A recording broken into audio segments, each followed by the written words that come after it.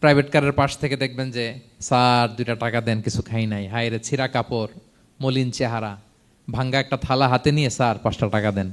আল্লাহ আপনারে স্যার বানাইছে আর ওরে বানাইছে ভিখারি। আচ্ছা বলেন তো, জায়গাটা চেঞ্জ করতে আল্লাহর কত সময় লাগে? ওয়াদ-দুহা ওয়াল-লাইলি ইযা সাজা মা ওয়াদ্দাআকা রাব্বুকা ওয়া মা ক্বালা ওয়ালাল আখিরাতু খায়রুল লাকা মিনাল উলা। সাদাকাল্লাহুল আযীম। রব্বি ইশরাহ লি সাদরি ওয়া ইয়াসসির লি আমরি ওয়াহলুল উকদাতাম মিন লিসানি ইয়াফকাহু কওলি।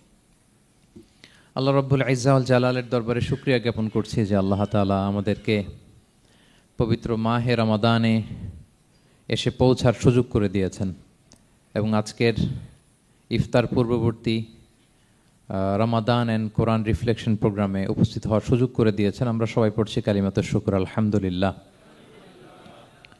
আল্লাহর শুকরিয়া জ্ঞাপনের পাশাপাশি আমি আজকের প্রোগ্রামের অর্গানাইজার বাংলাদেশ মুসলিম কমিউনিটি মালয়েশিয়াকে ধন্যবাদ জানাতে চাই, এরকম চমৎকার একটি রমাদানুল মুবারকে কোরআনিক একটি প্রোগ্রামের আয়োজন করবার জন্য।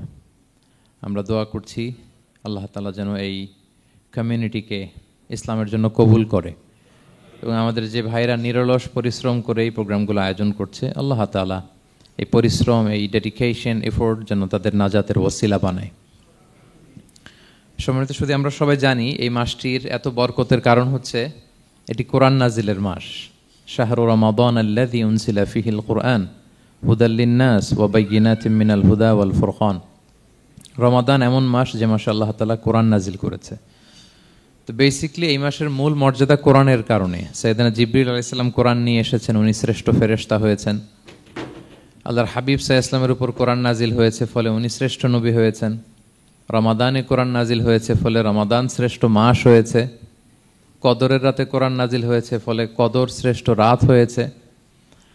আমরাও যারা কোরআনের সাথে সুসম্পর্ক গড়ে তুলব, কোরআনের সাথে অ্যাটাচমেন্ট বাড়াবো, আমাদেরকেও শ্রেষ্ঠত্বের মর্যাদায় আল্লাহ তাআলা আসীন করবেন ইনশাআল্লাহ বিইذنিল্লাহ। তো আজকের প্রোগ্রামের আমার ফার্স্ট অ্যান্ড ফরমোস্ট রিমাইন্ডার হচ্ছে কোরআন নাজিলের মাসে আমরা যেন বেশি বেশি কোরআনের সাথে নিজেদের সম্পর্ককে নবায়ন করি এবং মজবুত করি। কার কীরকম কোরআনের সাথে সম্পর্ক আপনি নিজেই জানেন। প্রতিদিন কত পৃষ্ঠা কোরআন তেলাওয়াত করেন, কোরআনের অর্থ পড়েন, কোরআনের তাফসির পড়েন কিংবা শোনেন, আপনি নিজেই জানেন। সো নিজে নিজে যেন একটু নিজেকে যেন কাঠগড়ায় দাঁড় করাই এবং নিজেকে যেন জিজ্ঞেস করি যে আমার সাথে কোরআনের সম্পর্ক কতটুকু মজবুত। যদি ঘাটতি থাকে, গ্যাপ থাকে, এটা যেন আমরা মেক আপ করি, ফুলফিল করি এই বরকতময় মাসে। আপনারা খেয়াল করে থাকবেন যে শুরুতেই আমি সূরা ওয়াদ-দুহা ওয়াল-লাইলি ইযা সাজার কয়েকটি আয়াত তেলাওয়াত করেছি। তো আজকে আমরা এই সূরাটির সংক্ষিপ্ত তাফসির পেশ করব ইনশাআল্লাহ বিইذنিল্লাহ। যে মজলিসে কোরআনের তাফসির হয়, আল্লাহর কালামের ব্যাখ্যা উপস্থাপন করা হয়, প্রেজেন্টেশন করা হয়, এর চেয়ে শ্রেষ্ঠ মজলিস কি পৃথিবীতে আর হতে পারে? আমরা পৃথিবীর সবচাইতে শ্রেষ্ঠতম একটি মজলিসে এখন বসে আছি। প্রিয় ভাই এবং বোনেরা, আমরা সূরা দোহার তাফসির শুনবো। এই সূরাটা মুখস্থ আছে না অনেকের? কোরআনের যে সমস্ত সূরা আমাদের অনেকেরই মুখস্থ, তার মধ্যে এটা অন্যতম একটা সূরা। এবং দেখবেন যে ইমাম সাহেবরা প্রায় এই সূরা তেলাওয়াত করে। যে সমস্ত সূরা দিয়ে প্রায় নামাজ পড়া হয়, এর মধ্যে অন্যতম একটা সূরা হচ্ছে সূরাতুদ দোহা। মুআয ইবনে জাবাল রাদিয়াল্লাহু তাআলা আনহুকে আল্লাহ রাসূল সাল্লাল্লাহু আলাইহি ওয়াসাল্লাম একটা এলাকার ইমাম বানিয়ে পাঠিয়েছিলেন। ওই এলাকার মুসল্লিরা ছিলেন, লোকজন ছিলেন শ্রমজীবী, কাজ করে খেত। সারাদিন ওট দিয়ে পানি সেচ করে খেজুর গাছে পানি দিত, খেজুরের চাষাবাদ করত, সারাদিন কষ্ট করে নামাজে যে জয়েন করত। তো উনি মাগরিবের নামাজে সূরা ফাতিহার পরে সূরা বাকারা তেলাওয়াত শুরু করলেন। সূরা বাকারা কোরআনের সবচেয়ে ছোট সূরা না? 286টা আয়াত, মানে সবচেয়ে বড় সূরা। তো মাগরিবের সালাত উনি যখন এত লম্বা তেলাওয়াত ধরলেন, মুসল্লিরা আর ইমাম সাহেবের সাথে থাকতে পারতেছে না। কারণ ওনারা তো, ইমাম সাহেবের হয়তো মন ফুরফুরে, উনি পড়তেছেন মনের আনন্দে দরাজ গলায়, কিন্তু মুসল্লিদের তো অবস্থা খারাপ। সারাদিন ওনারা খেতে খামারে কাজ করে আসছে, নামাজ ছেড়ে দিয়ে অনেকে চলে গেছে। একা একা নামাজ পড়ে যে আল্লাহ রাসূল সাল্লাল্লাহু আলাইহি ওয়াসাল্লামের কাছে যে বিচার দিল যে ইয়া রাসূলুল্লাহ, দেখেন এমন একজন ইমাম আপনি অ্যাসাইন করেছেন আমাদের এলাকায়, মাগরিবের নামাজে উনি সূরা বাকারা পড়ে আর আমরা হচ্ছে শ্রমজীবী। রাসূল সাল্লাল্লাহু আলাইহি ওয়াসাল্লাম খুব রেগে গেলেন। মুআয ইবনে জাবালকে ডেকে বললেন, হে মুআয, আফাত্তানুন আন্ত, তুমি কি সমাজে ফিতনা ছড়াচ্ছ? তুমি জানো না এরা কারা? তোমার কি সূরা ওয়াদ-দুহা ওয়াল-লাইলি ইযা সাজা মুখস্থ নাই? তোমার কি ওয়াশ-শামসি ওয়া-দুহাহা এটা মুখস্থ নাই? তোমার কি সাব্বিহ ইসমা রাব্বিকাল আ'লা এই সূরাগুলো তোমার জানা নাই? উনি বললেন জানা আছে। তো এগুলো রেখে দিয়ে মাগরিবের নামাজে কেন সূরা বাকারা ধরলা? তোমার মুসল্লিরা তো শ্রমজীবী মুসল্লি। যখন ইমামের দায়িত্ব হচ্ছে পেছনে কারা আছে এটা খেয়াল করা। অনেক সময় ইমাম সাহেব আল্লাহু আকবার বলে যে নামাজ ধরছে, কি হচ্ছে পেছনে আর খোঁজখবর নাই। আল্লাহর হাবিব সাল্লাল্লাহু আলাইহি ওয়াসাল্লাম কিন্তু এমন ইমাম ছিলেন না, উনি অত্যন্ত বিবেকবোধ সম্পন্ন একজন ইমাম ছিলেন। একবার পেছনে এক বাচ্চার কান্না শুনে উনি নামাজ ছোট করে দিয়েছেন। সবাই বললেন, ইয়া রাসূলুল্লাহ, এত ছোট নামাজ তো কখনো পড়তে দেখি না। তখন রাসূল সাল্লাল্লাহু আলাইহি ওয়াসাল্লাম বললেন, একটা ছোট বাচ্চার কান্নার আওয়াজ আমার কানে এসেছে, আমার মনে হচ্ছে বাচ্চাটাকে সামলাতে নারীদের কাতারে একটা মায়ের খুব কষ্ট হচ্ছে, এজন্য নামাজটা আমি খাটো করে দিয়েছি। দেখেন কি চিন্তা চেতনা, পিছনে কি হচ্ছে সব রাসূল সাল্লাল্লাহু আলাইহি ওয়াসাল্লাম এটা খেয়াল করতেন। তো এই সূরার একটা ফজিলত আপনি জানলেন যে রাসূল সাল্লাল্লাহু আলাইহি ওয়াসাল্লাম সূরা ওয়াদ-দুহা ওয়াল-লাইলি ইযা সাজা এটা তেলাওয়াত করতে বলেছিলেন মুআয ইবনে জাবাল রাদিয়াল্লাহু তাআলা আনহুকে। এটা কোরআনের 93 নম্বর সূরা। কত নম্বর? এটা মাক্কি সূরা, আর নাজিলের ধারাবাহিকতা অনুযায়ী এটা 11তম সূরা। মানে এই সূরার আগে আরো 10টা সূরা নাজিল হয়েছিল, তার মানে মক্কার একেবারে শুরুর দিকে এই সূরাটা নাজিল হয়েছিল। আপনারা জানেন যে এবছর আমার একটা বই এসেছে এক নজরে কোরআন নামে, সেখানে আমি প্রত্যেকটা সূরার সার সংক্ষেপ নিয়ে সংক্ষেপে, খুব সংক্ষেপে, কখনো যদি সুযোগ হয় আপনারা দেখবেন যে প্রত্যেকটা সূরা 5 পৃষ্ঠার মধ্যে আমরা নিয়ে আসার চেষ্টা করেছি। সেখানে এগুলো পাবেন, সূরাটা কয় নাম্বার, নাজিলের ধারাবাহিকতা কখন, তারপর কোরআন শরীফের মধ্যে কখন, এটার ফজিলত কি, এটার সেন্ট্রাল থিম কি, মেজর থিম কি, কজ এন্ড ইফেক্ট কি, সব কেস স্টাডি থেকে শুরু করে রিফ্লেকশন সব আমরা সেখানে উল্লেখ করেছি। তো এই সূরাটা শুরুর দিকে, একেবারে শুরুর দিকে নাজিল হয়েছে, তার আগে মাত্র 10টি সূরা নাজিল হয়েছে। তো নাজিল হতে হতে 10টা সূরা যখন নাজিল হলো, এরপর অনেক দিন রাসূল সাল্লাল্লাহু আলাইহি ওয়াসাল্লামের কাছে কোনো সূরা নাজিল হয় না। কয়দিন নাজিল হয় না? কোনো বর্ণনায় 15 দিন, কোনো বর্ণনায় 1 মাস, কোনো বর্ণনায় 2 মাস, কোনো বর্ণনায় 6 মাস, টানা 6 মাসের গ্যাপ ওহী নাজিল হয় না। আল্লাহর হাবিব সাল্লাল্লাহু আলাইহি ওয়াসাল্লাম তিনি ওহী মিস করতে শুরু করলেন, যে ঘটনা কি, কোরআন নাজিল হচ্ছে না কেন, হঠাৎ এত গ্যাপ কেন? ওনার মাথায় কয়েকটা জিনিস ঘুরপাক খেলো। একটা ঘুরপাক খেলো যে আমার কোনো কাজে আল্লাহ আবার অসন্তুষ্ট হলো নাকি, অথবা আমি কোরআনের আয়াত এই বাণীগুলো পৌঁছে দেওয়ার ক্ষেত্রে আমার কোনো গাফলতি হয়ে গেল নাকি, সামহাও কি আল্লাহর সাথে আমার কানেকশন এটা কি লুজ হয়ে যাচ্ছে, আমি কি কোনোভাবে আল্লাহ থেকে দূরে সরে পড়তেছি। রাসূল সাল্লাল্লাহু আলাইহি ওয়াসাল্লাম টেনশনে পড়ে গেলেন, চিন্তায় পড়ে গেলেন, কিরে ওহী আসে না কেন, আসে না কেন, আসে না কেন। এটা ছিল একটা দিক। আরেকটা দিক হচ্ছে আল্লাহর হাবিব সাল্লাল্লাহু আলাইহি ওয়াসাল্লামের কাছে কোরআনের আয়াত যাই নাজিল হতো উনি যে লোকদের কাছে প্রচার করে দিতেন, এখন নাজিল হয়েছে এখনই যে প্রচার শুরু, রাতে নাজিল হয়েছে রাতেই প্রচার শুরু, দিনে নাজিল হয়েছে দিনেই প্রচার শুরু, যখন নাজিল তখন প্রচার। কারণ আল্লাহ তাআলা বলেছেন, ইয়া আইয়ুহার রাসূলু বাল্লিগ মা উনজিলা ইলাইক মির রাব্বিক, আপনার রবের পক্ষ থেকে যা নাজিল হয়েছে প্রচার করেন। তো এই যে মাঝখান দিয়ে কয়েক মাস যার কোনো প্রচার টচার করে না, মুশরিকরা টিটকারি মারতে শুরু করলো, বলে কি মুহাম্মদ, তোমার আল্লাহ তোমার ভুলে গেছে বোধহয়, তোমার আল্লাহ বোধহয় তোমাকে আর পছন্দ করে না। আগে তো প্রতিদিন কিছু না কিছু শোনাতা যে এইটা নাজিল হয়েছে, ওইটা আসছে, এই বিধান ওই বিধান, এখন তো কোনো খোঁজখবর নাই। ঘটনা কি? আল্লাহর হাবিব সাল্লাল্লাহু আলাইহি ওয়াসাল্লামের চাচি উম্মে জামিল, আবুল হাবির স্ত্রী, সে আরো খারাপ কথা বললো। সে বলল, ইন্না শাইতানাকা কদ তারাকাক, তোমার কাছে যে একটা শয়তান আসতো এখন বোধহয় আর আসে না মুহাম্মদ, নাউযুবিল্লাহি মিন যালিক। এটা দিয়ে জিবরিল আলাইহিস সালামকে বুঝিয়েছেন। জিবরিল এসে কি কি যেন বলে, কই এখন তো কিছু বলো না। তো রাসূল বলবে কি করে, কারণ তিনি তো মন গড়া কিছু বলতেন না। আল্লাহর হাবিব সাল্লাল্লাহু আলাইহি ওয়াসাল্লাম মনে যা ইচ্ছা হয় মন গড়া কখনো কিছু বলেছেন? আওয়াজ করে বলেন, মন গড়া বলতেন তিনি? ওয়ামা ইয়ানতিকু আনিল হাওয়া ইন হুয়া ইল্লা ওয়াহয়ুন ইউহা, আল্লাহর ওহী আসলে সেটা শোনাতেন। তো ওহীও আসে না, উনি শোনাতেও পারে না, ওহীও নাই, উনি শোনাতেও পারে না। এই যে একটা কষ্টকর মুহূর্ত রাসূল সাল্লাল্লাহু আলাইহি ওয়াসাল্লামের, কিরে মাসের পর মাস চলে গেল ওহী আসতেছে না কেন, আমার কি কোনো ভুল হচ্ছে নাকি, আল্লাহকে আমাকে অপছন্দ করলেন? রাসূল সাল্লাল্লাহু আলাইহি ওয়াসাল্লাম যখন এরকম দুশ্চিন্তিত, পেরেশান, অ্যাংজাইটিতে পড়ে গেলেন, ভারাক্রান্ত, ঠিক তখন রাসূল সাল্লাল্লাহু আলাইহি ওয়াসাল্লামকে সান্ত্বনা দেওয়ার জন্য এই সূরাটা আল্লাহ নাজিল করেছেন। সান্ত্বনা দেওয়ার জন্য এই সূরাটা বেশ আশা জাগানিয়া সূরা, মোটিভেশনাল সূরা, ইন্সপিরেশনাল সূরা। আপনার মন খারাপ হলে আপনি এই সূরাটা পড়বেন, এই সূরাটা, এবং এটার পরে আরেকটা সূরা আছে সূরাতু আলাম নাশরাহ, আপনার মন ভালো হয়ে যাবে। এটাকে দি অ্যান্টি ডিপ্রেসেন্ট সূরা বলে, মানে ডিপ্রেশন কাটায় ফেলে। আমাদের এরকম অনেক সময় হয় না যে হতাশ, দেয়ালে পিঠ ঠেকে গেছে, কোনো বের হওয়ার রাস্তা নাই, কই যাব, কোথাও সফলতা নাই, সবাই আমাকে ভুল বুঝতেছে, এরকম মাঝে মাঝে হয় না? আমাদের সবার লাইফে আপস অ্যান্ড ডাউনস আছে। আপনি যখন ভারাক্রান্ত হবেন, কষ্টে থাকবেন, এই সূরাটা পড়বেন, দেখবেন যে আপনার ডিপ্রেশন দূর হয়ে গেছে। তো আল্লাহর হাবিব সাল্লাল্লাহু আলাইহি ওয়াসাল্লাম যখন এরকম ভারাক্রান্ত ছিলেন, চিন্তিত ছিলেন, তখন আল্লাহর হাবিব সাল্লাল্লাহু আলাইহি ওয়াসাল্লামকে চিন্তামুক্ত করবার জন্য আল্লাহ তাআলা এই চমৎকার সূরাটি নাজিল করেছেন।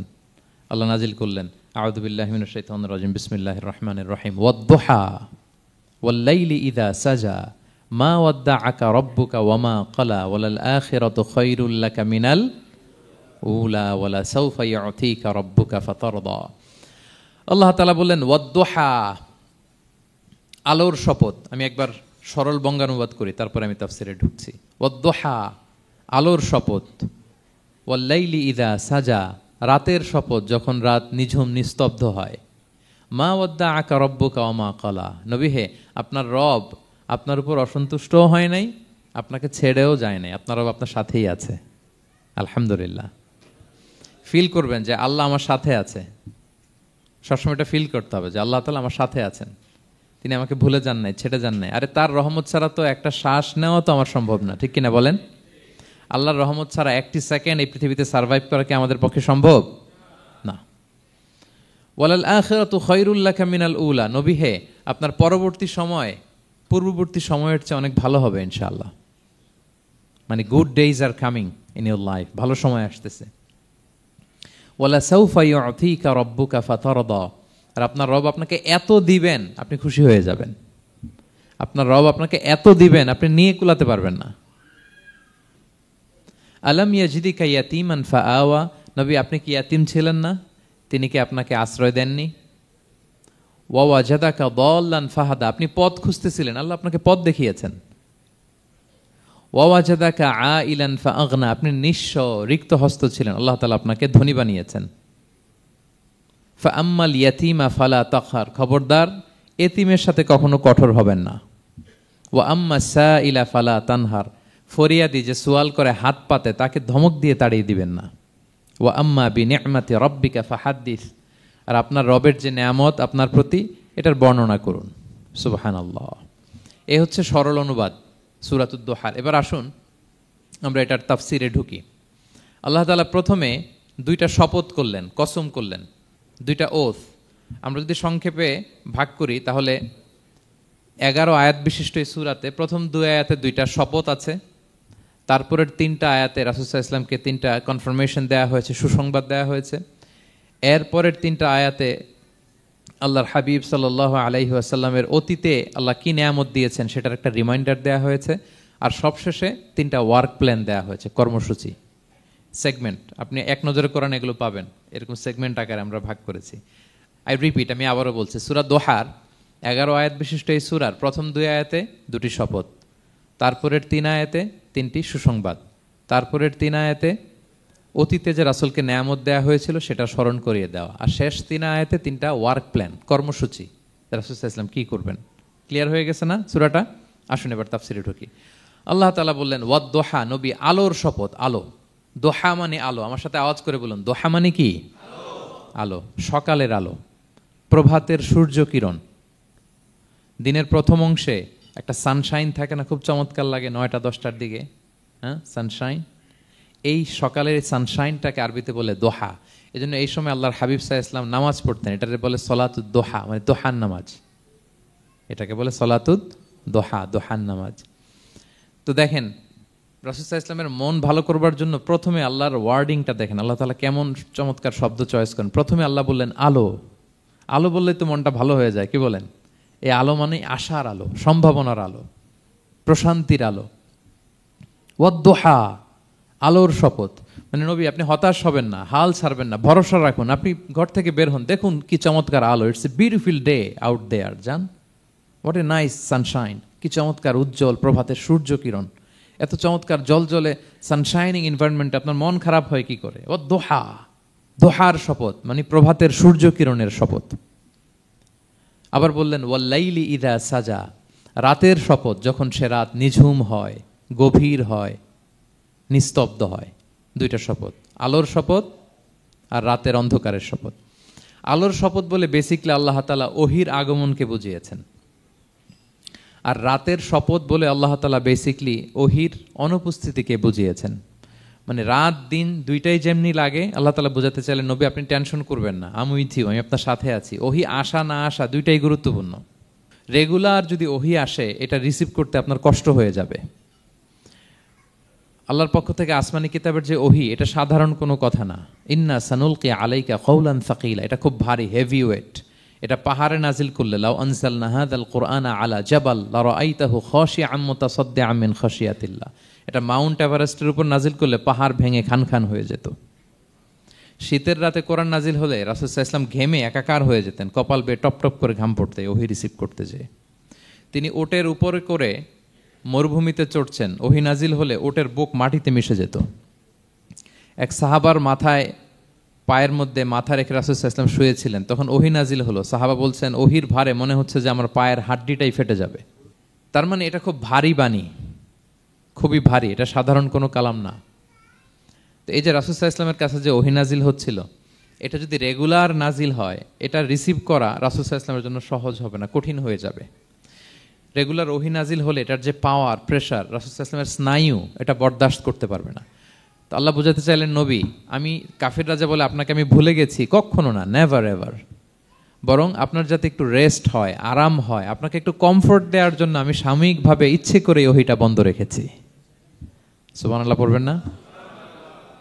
আপনার যাতে একটু কমফোর্ট হয়, আপনার যেন একটু আরাম হয়, ওহি রিসিভ করে করে যেন আপনি অভ্যস্ত হতে পারেন, এজন্য আমি ইচ্ছা করে আপনাকে একটু আরাম দেওয়ার জন্য ওহি বন্ধ রেখেছি।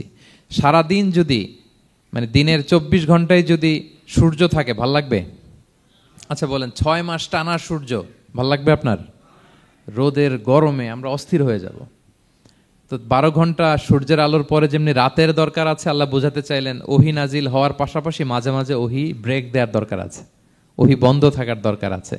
ফলে আপনি হ্যাবিচুয়েটেড হবেন, ওহি রিসিভ করা না করা এটা আপনার জন্য ইজি হয়ে যাবে। যখন আপনি আপনার জন্য ওকে হয়ে যাবে, তখন আমি লাগাতার ওহি নাজিল করব। তাহলে ওরা যে বলে আমি আপনাকে ভুলে গিয়েছি, না, আমি আপনাকে ভুলি নাই, বরং আপনার আরামের জন্য খানিকটা সময় আপনাকে বিশ্রামের সুযোগ করে দেওয়ার জন্য আমি আল্লাহ ওহি বন্ধ রেখেছি। সুবহানাল্লাহ। তার মানে আল্লাহ তাআলা নবীকে ভুলেন নাই বা নবী সাল্লাল্লাহু আলাইহি ওয়াসাল্লামের উপর অসন্তুষ্ট হন নাই, ইচ্ছে করে আল্লাহ তাআলা কিছুদিন ওহি বন্ধ রেখেছেন। প্রতিদিন সূর্য থাকলে যেমনি ভাল লাগে না, মানে 24 ঘন্টা, এজন্য 12 ঘন্টা সূর্য দিয়ে আল্লাহ 12 ঘন্টা রাত দিয়েছেন, আমাদের আরামের, বিশ্রামের, ঘুমের আয়োজন করেছেন। ঠিক তেমনি রেগুলার ওহি রিসিভ করলে রাসূল সাল্লাল্লাহু আলাইহি ওয়াসাল্লামের জন্য কষ্ট হয়ে যাবে, এজন্য ইচ্ছে করে আল্লাহ গ্যাপ দিয়েছেন। আল্লাহর হাবিব সাল্লাল্লাহু আলাইহি ওয়াসাল্লামের উপর আল্লাহ অসন্তুষ্ট হননি। এটাই আল্লাহ তাআলা বললেন যে ওয়াদ-দুহা ওয়াল-লাইলি ইযা সাজা, প্রভাতের সূর্য কিরণের শপথ, রাতের নিঝুম নিস্তব্ধ পরিবেশের শপথ। মা ওয়াদ্দাআকা রাব্বুকা ওয়া মা ক্বালা, আপনার রব আপনারে ভুলেও যায় নাই, আপনারে ছেড়েও যায় নাই, আপনার উপর নাখোশও হয় নাই। সুবহানাল্লাহ। আপনার রব আপনার সাথেই আছে, এটা সবসময় ফিল করবেন যে আমার রব আমার সাথে আছে। এটা ফিল করলে আপনার মধ্যে যে সাহস আসবে, আপনি কল্পনাই করতে পারবেন না যে এত এনার্জি আপনার ভিতরে আসলো কি করে। আপনারা খেয়াল করেছেন, বছর খানিক আগে ভারতবর্ষের আমাদের এক বোনের সামনে কিছু সন্ত্রাসী, ওরা জয় শ্রীরাম জয় শ্রীরাম বলতেছিল, মনে আছে? কিন্তু আমার ওই বোন মুস্কান কি বলছিল বলেন তো? তার এক আল্লাহু আকবারে from north to south, from east to west, the entire globe প্রকম্পিত হয়েছে। আমরা সবাই পড়েছি আল্লাহু আকবার, সবাই আমরা কি পড়েছি? আল্লাহু আকবার। কারণ সে ফিল করেছে যে আল্লাহ আমার সাথে আছে। মনকে তুমি বুঝিয়ে বলো আল্লাহ আছেন আমার সাথে, এটা ফিল করতে হবে। আল্লাহর হাবিব সাল্লাল্লাহু আলাইহি ওয়াসাল্লামকে আল্লাহ তাআলা এইটাই অ্যাসিওরেন্স দিলেন, কনফার্মেশন দিলেন যে মা ওয়াদ্দাআকা রাব্বুকা ওয়া মা ক্বালা, আপনার রব আপনাকে ভুলে যায় নাই, আপনার রব আপনার প্রতি অসন্তুষ্ট হয় নাই। আমি ইচ্ছা করে ওহিটা বন্ধ রেখেছি যাতে আপনার আরাম হয়। সুবহানাল্লাহ। আল্লাহর হাবিব সাল্লাল্লাহু আলাইহি ওয়াসাল্লামের প্রতি আল্লাহ তাআলা কতটা টেক কেয়ার করতেন দেখেন। রেগুলার ওহি নাজিল হলে রাসূল সাল্লাল্লাহু আলাইহি ওয়াসাল্লামের কষ্ট হয়ে যাবে, এজন্য তিনি কিছুদিন ওহি বন্ধ রেখে রাসূল সাল্লাল্লাহু আলাইহি ওয়াসাল্লামকে বিশ্রামের ব্যবস্থা করে দিয়েছেন। তাহলে প্রথম 3টা আয়াত ক্লিয়ার না সবার কাছে? আচ্ছা, প্রথম 2টো আয়াতে 2টা শপথ গেল, এরপরে 3টা সুসংবাদ। সুসংবাদের প্রথমটা হলো আমি ভুলিও নাই, ছাড়িও নাই, আপনার সাথে আছে। এরপর আল্লাহ বললেন ওয়ালাল আখিরাতু খায়রুল লাকা মিনাল উলা, নবী হে আপনার পরবর্তী সময় পূর্ববর্তী সময়ের চেয়ে ভালো হবে। নিশ্চয়ই আপনার পরবর্তী সময় পূর্ববর্তী সময়ের চেয়ে ভালো হবে। তার মানে গুড ডেইজ আর কামিং, ভালো সময় আপনার জীবনে আসছে, আপনি হতাশ হবেন না, নিরাশ হবেন না। এরপর আল্লাহ তাআলা বললেন ওয়ালা সাউফা ইউতিকা রাব্বুকা ফাতারদা, নবী হ্যাঁ আপনার রব আপনাকে এত দিবে আপনি খুশি হয়ে যাবেন। আপনার রব আপনাকে এত নেয়ামত দান করবে, আপনি আপনার রবের প্রতি সন্তুষ্ট হয়ে যাবেন। সুবহানাল্লাহি ওয়া বিহামদি। এবং তাই হয়েছে। যারা আপনারা সিরাত পড়েছেন, যারা আল্লাহর হাবিব সাল্লাল্লাহু আলাইহি ওয়াসাল্লামের জীবনী নিয়ে ধারণা রাখেন, তারা দেখবেন যে আল্লাহর রাসূল সাল্লাল্লাহু আলাইহি ওয়াসাল্লাম যেখানেই মনে কষ্ট পেয়েছেন, বিষণ্ণ, চিন্তিত, তখনই আল্লাহ তাআলা রাসূল সাল্লাল্লাহু আলাইহি ওয়াসাল্লামের চিন্তা দূর করে রাসূল সাল্লাল্লাহু আলাইহি ওয়াসাল্লামকে সন্তুষ্ট করেছেন। যখনই রাসূল সাল্লাল্লাহু আলাইহি ওয়াসাল্লামের মনে কষ্ট, তিনি চিন্তিত, তখনই আল্লাহ তাআলা ওনাকে হ্যাপি করেছেন। কাইন্ড অফ রাসূলকে হ্যাপি করাই আল্লাহর কাজ, আল্লাহর হাবিব সাল্লাল্লাহু আলাইহি ওয়াসাল্লামকে হ্যাপি করাই আল্লাহ তাআলার কাজ। দেখেন কিভাবে আল্লাহ তাআলা আল্লাহর হাবিব সাল্লাল্লাহু আলাইহি ওয়াসাল্লামকে হ্যাপি করেছেন, একটু খেয়াল করে দেখেন। মক্কাতে যখন খুব জটিল অবস্থা, দাওয়াতি কাজ চালিয়ে নেওয়াটা রাসূল সাল্লাল্লাহু আলাইহি ওয়াসাল্লামের জন্য কষ্ট হয়ে যাচ্ছে, নমুসলিম সাহাবাদের উপর অত্যাচার, তখন আল্লাহর হাবিব সাল্লাল্লাহু আলাইহি ওয়াসাল্লাম দেখলেন যে এই মক্কার দুজনের একজনকে আমার চাই। তাদের একজন যদি ইসলামের ছায়াতলে আসে তাহলে ইসলামের পাল্লাটা ভারী হয়। কারা? একজন হচ্ছে ওমরে ফারুক আর একজন আবু জাহাল। দুজনের একজন তখন ইসলাম ধর্ম গ্রহণ করে নাই। তো রাসূল সাল্লাল্লাহু আলাইহি ওয়াসাল্লাম কেঁদে কেঁদে আল্লাহর কাছে ফরিয়াদ জানালেন, আল্লাহুম্মা আইজ্জাল ইসলামা বিআহাব্বি হাযাইন আর-রাজুলাইনি ইনদাক। আল্লাহ, আমি কাউকে স্পেসিফিক তোমার কাছে চাই না, শুধু এটাই বলি, দুইজন লোকের নাম বলবো, এই দুইজন লোকের মধ্যে থেকে যাকে তোমার পছন্দ হয় তাকে তুমি ইসলামের ছায়াতলে এনে ইসলামকে শক্তিশালী করো। এক হচ্ছে আবু জাহাল, আরেক হচ্ছে ওমরে ফারুক। এই দোয়াটা তিনি করতে লাগলেন। আর খুব চিন্তিত, দুজনের কেউই মুসলমান হয় না। একদিন হঠাৎ সাহাবারা বললেন, ইয়া রাসূলুল্লাহ, আল্লাহর হাবিব সাল্লাল্লাহু আলাইহি ওয়াসাল্লাম তখন দারুল আরকামের ভেতরে বসা। সাহাবারা বললেন, ইয়া রাসূলুল্লাহ, আপনি এখান থেকে সরে যান, কারণ ওমরে ফারুক নাঙ্গা তলোয়ার নিয়ে আসতেছে আপনাকে হত্যা করবার জন্য। তো আল্লাহ রাসূল সাল্লাল্লাহু আলাইহি ওয়াসাল্লাম বললেন যে তোমরা সরে যাও, আমার মনে হচ্ছে ওই যে চোখের পানি ছেড়ে আমি দোয়া করেছি, ওই দোয়া আজকে কবুল হতে শুরু করেছে, তোমরা সরো। ঠিকই ওমরে ফারুক রাদিয়াল্লাহু তাআলা আনহু আসলেন, এসে তিনি তলোয়ার রেখে দিয়ে বললেন, আশহাদু আল্লা ইলাহা ইল্লাল্লাহ ওয়া আশহাদু আন্না মুহাম্মাদান আবদুহু ওয়া রাসূলুহু। আমি সাক্ষ্য দিচ্ছি আল্লাহ ছাড়া কোনো ইলাহ নেই এবং আপনি আল্লাহর প্রেরিত বান্দা এবং রাসূল। এই দৃশ্য দেখে রাসূল সাল্লাল্লাহু আলাইহি ওয়াসাল্লাম খুশি হয়ে গেলেন। ওয়ালা সাউফা ইউতিকা রাব্বুকা ফাতারদা। আল্লাহ বলেছিলেন যে নবী হে, আপনাকে এত দিব, আপনার রব আপনাকে এত নেয়ামত দিবে, আপনি শুধু খুশিই হবেন, সন্তুষ্ট হবেন আমার প্রতি। এদের রাসূল সাল্লাল্লাহু আলাইহি ওয়াসাল্লামের দোয়া কবুল করে আল্লাহ তাআলা ওমরে ফারুককে ইসলামের ছায়াতলে এনে ইসলামকে শক্তিশালী করলেন। ফাতারদা, রাসূল সাল্লাল্লাহু আলাইহি ওয়াসাল্লাম খুশি হয়ে গেলেন। এভাবে প্রতিটা ক্ষেত্রে। মক্কাতে যখন খুব কঠিন অবস্থা, রাসূল সাল্লাল্লাহু আলাইহি ওয়াসাল্লাম তায়েফে চলে গেলেন দাওয়াত দেওয়ার জন্য। নেইবারিং সিটি, আপনারা যে হজ উমরা করেছেন জানেন, মক্কার পাশের সিটি তায়েফ। দাওয়াত দিলেন, দাওয়াত প্রত্যাখ্যান করলো তারা। শুধু তাই না, ফিজিক্যালি হ্যারেস করা হলো আল্লাহর হাবিব সাল্লাল্লাহু আলাইহি সাল্লামকে। রাসূল সাল্লাল্লাহু আলাইহি ওয়াসাল্লামের জামা ধরে, গা ধরে টানা হেচড়া করা হলো, পাথর মারা হলো, তিনি রক্তাক্ত হলেন। হামালাতুল জিবাল, পাহাড় রক্ষী ফেরেশতারা বলল, ইয়া রাসূলুল্লাহ, আপনি যদি আদেশ দেন তায়েফের দুই দিকের পাহাড় দিয়ে এমন চাপা দিব, পুরো তায়েফের জনপদ একেবারে ভ্যানিশ হয়ে যাবে। আল্লাহর হাবিব সাল্লাল্লাহু আলাইহি ওয়াসাল্লাম বললেন, না, আমি আশা করি তাদের পরবর্তী নেক্সট জেনারেশনের কেউ না কেউ পড়বে লা ইলাহা ইল্লাল্লাহ মুহাম্মাদুর রাসূলুল্লাহ। তাই হয়েছে। এখন তায়েফে যান, শুধু মসজিদ আর মসজিদ, মসজিদ আর মসজিদ। কি চমৎকার পরিবেশ! তায়েফে গেলে মনেই হবে না আরব দেশ। বৃষ্টি হয় প্রতিদিন, অনেক চাষাবাদ হয়, চমৎকার এলাকা। রাসূল সাল্লাল্লাহু আলাইহি ওয়াসাল্লামের দোয়ার বরকত। তো তায়েফবাসী দাওয়াত প্রত্যাখ্যান করলো। রাসূল সাল্লাল্লাহু আলাইহি ওয়াসাল্লাম গায়ের রক্ত পরিষ্কার করে নাখলা নামক খেজুরের বাগানে যায়েদ রাদিয়াল্লাহু তাআলা আনহুকে ফজরের নামাজ পড়তেছিলেন।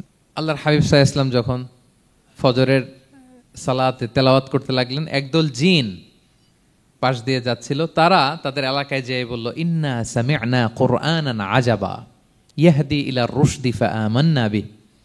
জিনেরা আগে আকাশের উপরে উঠে ফেরেশতারা কি বলে চুরি করে শুনে আসতো। হঠাৎ জিনেরা আর উপরে যেতে পারে না। উপরে যেতে চাইলেই ফাআতবাআহু শিহাবুন সাকিব, আগুনের পাথর মারা হয়। ঘটনা কি? সব জিনেরা বৈঠক বসালো। ঘটনা কি? আগে কত তথ্য আগেই জেনে যেতাম, জেনে গণকদেরকে বলতাম, গণকরা আমাদেরকে ধন্যবাদ জানাইতো। তো এখন তো আসমানের সিকিউরিটি এত বেড়ে গেল কেন? কারণ কি? ওই যে শেষ নবী আসার কথা যে মনে হয় চলে আসছে, দেখো তো কোথায় আসছে উনি। খুঁজতে খুঁজতে খুঁজতে একদল ওই দিন ফজরের সময় আল্লাহর হাবিব সাল্লাল্লাহু আলাইহি ওয়াসাল্লাম রক্তাক্ত হয়ে ফজরের সালাত যখন পড়তেছেন, ওই কোরআন তেলাওয়াত শুনে তারা এলাকায় যেয়ে বলল যে ইন্না সামি'না কুরআনান আজাবা, এক আজীব কোরআন শুনে আসছি, ইয়াহদি ইলা রুশদি, এই কোরআন মানুষকে হেদায়েতের পথে নিয়ে যায়। ফাআমান্না বিহি, আমরা ঈমান এনে ফেললাম। সুবহানাল্লাহ পড়েন। তো রাসূল সাল্লাল্লাহু আলাইহি ওয়াসাল্লাম তো এটা জানেন না। আল্লাহ তাআলা জিবরাইল মারফত জানালেন যে হে নবী, আপনি এসেছিলেন ম্যানকাইন্ডকে দাওয়াত দিতে তায়েফের, তারা দাওয়াত গ্রহণ করে নাই। ম্যানকাইন্ড রিজেক্ট করেছে, কিন্তু আরেকটা জাতি আছে যাদেরকে আপনি দেখেন না, তাদেরকে বলে জিন কাইন্ড, মানে জিন জাতি। পুরো জিন জাতি কালিমা পড়ে মুসলমান হয়ে গিয়েছে নবী। বলে সাউফা ইউতিকা রাব্বুকা ফাতারদা, নবী আপনার রব আপনাকে এত নেয়ামত দিবেন আপনি খুশি হয়ে যাবেন। নবী সাল্লাল্লাহু আলাইহি ওয়াসাল্লাম ওইখানে আবার খুশি হয়ে গেলেন, রক্তাক্ত, ইনজুর্ড। কিন্তু যখন শুনলেন মানুষ জাতি তারা ঈমান আনে নাই, কিন্তু জিন জাতি তারা ঈমান এনেছে, আল্লাহর হাবিব সাল্লাল্লাহু আলাইহি ওয়াসাল্লাম আবার আনন্দিত হলেন। তাহলে আল্লাহর হাবিব সাল্লাল্লাহু আলাইহি সাল্লামকে আনন্দিত করাই হচ্ছে আল্লাহর কাজ, খুশি রাখাই হচ্ছে আল্লাহর কাজ। সুবহানাল্লাহি বিহামদি। আল্লাহর হাবিব সাল্লাল্লাহু আলাইহি সাল্লামের বয়স যখন 50 বছর, ওনার কাছের দুজন আত্মীয় মারা গেল। ওনার প্রিয়তমা স্ত্রী খাদিজা রাদিয়াল্লাহু তাআলা আনহা ইন্তেকাল করলেন, ওনার প্রিয় চাচা আবু তালেব ইন্তেকাল করলেন। দুজনই শেল্টার দিত, একজন ঘরে একজন বাইরে।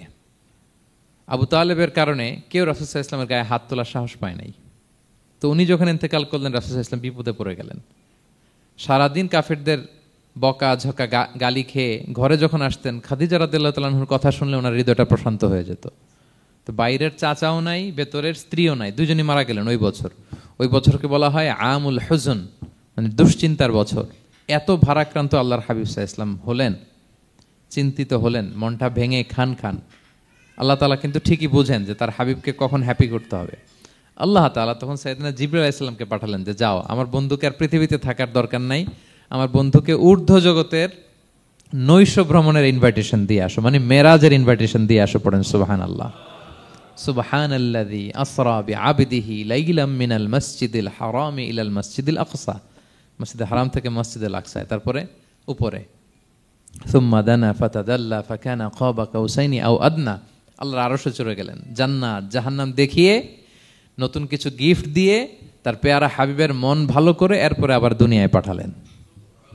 ওয়ালা সাউফা ইউতিকা রাব্বুকা ফাতারদা, নবী হে আপনাকে এত নেয়ামত দিব আপনি শুধু খুশি হবেন আর সন্তুষ্ট হবেন। সুবহানাল্লাহ। এবার বুঝতে পারতেছেন কিভাবে আল্লাহর হাবিবকে আল্লাহ তাআলা খুশি করেছেন। মক্কায় আর থাকতে পারতেছেন না, এমন অবস্থা যে কোনো সময় আল্লাহর হাবিব সাল্লাল্লাহু আলাইহি ওয়াসাল্লামকে হত্যা করা হবে। আল্লাহ তাআলা আল্লাহর হাবিবের জন্য নতুন জায়গার ব্যবস্থা করে দিলেন, তওবা কিংবা তাইবা, যেটাকে আমরা মদিনা বলি। তিনি মদিনায় গেলেন, আবার রাসূল সাল্লাল্লাহু আলাইহি ওয়াসাল্লামের হৃদয় প্রশান্ত হলো। কিন্তু মদিনায় যে তিনি কাবাকে মিস করতে আরম্ভ করলেন। আল্লাহর হাবিব সাল্লাল্লাহু আলাইহি ওয়াসাল্লাম নবী হওয়ার পরে টানা 14 বছর কিবলা ছিল কিন্তু বাইতুল মাকদিস। কিন্তু মক্কায় যখন তিনি ইবাদত করতেন, তিনি বাইতুল মাকদিসের দিকেই হয়েই নামাজ পড়তেন, কিন্তু সামনে কাবাটারে রাখতেন। কথা বুঝতে পেরেছেন?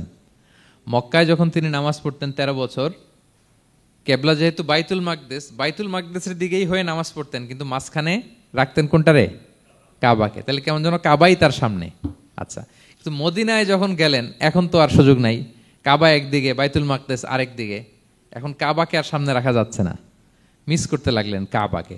আর প্রত্যেক নামাজের পরে আকাশের দিকে তাকায় থাকেন, ইস আল্লাহ যদি আয়াত নাজিল করে আমার জন্মস্থান যে মক্কা, আমার পূর্বপুরুষ ইব্রাহিম আলাইহিস সালামের যে ওই কাবার দিকে যদি কিবলাটা ঘুরাই দিত কতই না ভালো হতো।